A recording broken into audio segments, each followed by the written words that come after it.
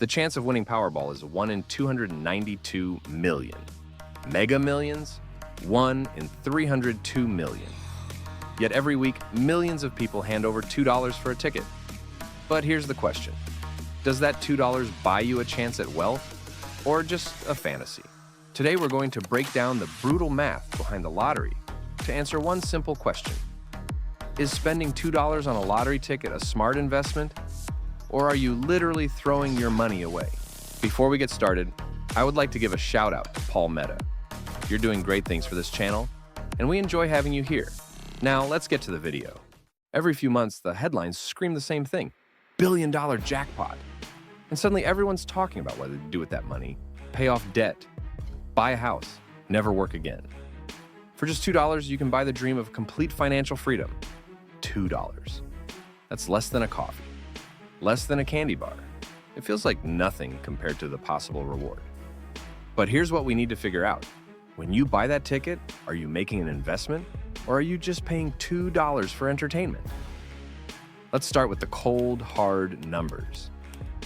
Powerball. Your odds of winning are exactly 1 in 292,201,338. Mega Millions. 1 in 302,575,350. But what happens if you buy more tickets? Let's see if that changes the game. Buy 5 tickets, your Powerball odds improve to 5 in 292 million. Still basically 1 in 58 million. Buy 25 tickets, 1 in 11.7 million. What about 50 tickets? Spending $100, your odds become a whopping 1 in 5.8 million. Now let me put those improved odds in perspective. Your chance of being struck by lightning this year, 1 in 1.2 million. Being attacked by a shark, 1 in 4.3 million. So even after spending $100 on 50 tickets, you're still only half as likely to win as you are to get struck by lightning. Here's the brutal reality. Buying more tickets barely moves the needle. Going from impossible to slightly less impossible is still basically impossible. Now, even if you don't win the jackpot, there are smaller prizes, right? But here's where expected value comes in. Expected value is what your ticket is actually worth, mathematically speaking. And here's the kicker. Even with billion-dollar jackpots, a $2 ticket almost never has a positive expected value. I know that term might sound boring, but hear me out. Let me break this down so we can see what is really going on behind the scenes. Let's break down what happens when you actually win that billion-dollar jackpot everyone's talking about. Advertised jackpot, $1 billion. Sounds incredible, right? But first, you have to choose. Take payments over 30 years, or take the lump sum now. Most winners take the lump sum, which is typically about half the advertised amount. Lump sum, $500 million. Now comes your favorite uncle, Uncle Sam. Federal tax rate on winnings this large, 37%. After federal taxes, you still have $315 million. Not bad. But we're not done yet. State taxes vary wildly depending on where you bought that ticket. If you bought it in New York, you're paying another 10% state tax. Final amount in New York, $265 million. If you bought it in Florida or Texas, you wouldn't have that problem because they don't have state income tax. Your final amount would be $315 million. So that billion-dollar headline, you're actually taking home less than 1/3 of what was advertised. In some states, much less. But what about the more typical jackpots? Let's say you won $100 million.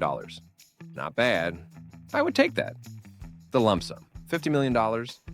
Federal tax at 37%, minus $18.5 million. After federal, $31.5 million. Let's say you're in a state with a modest 5% tax rate. Final take home, $29 million. Once again, you're taking home less than 1/3 of the headline number. So let's do the math on that $2 Powerball ticket when there's a $1 billion jackpot. With the 1 in 292 million odds and accounting for smaller prizes, the expected value is about $1.71. But remember, that's before taxes. After accounting for federal and state taxes, the real expected value drops to around 50 cents. So here's the bottom line. You're paying $2 to play what's essentially a 50-cent game. Every single time you buy a ticket, you're mathematically expected to lose $1.50. So, but where does all that money go? This could be a controversial topic. We could talk about how they take the money from poor areas and reinvest it into rich areas. But that is a topic for another video.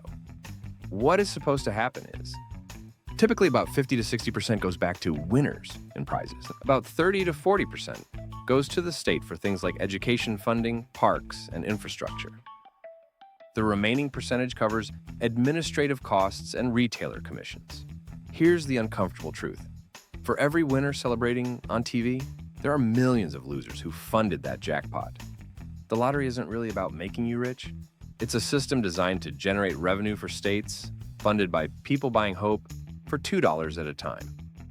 It's often called a tax on people who are bad at math, but that's not entirely fair. It's more accurately described as paying for the entertainment value of dreaming. Let's say you buy one lottery ticket every week. That's $2 per week, or $104 per year.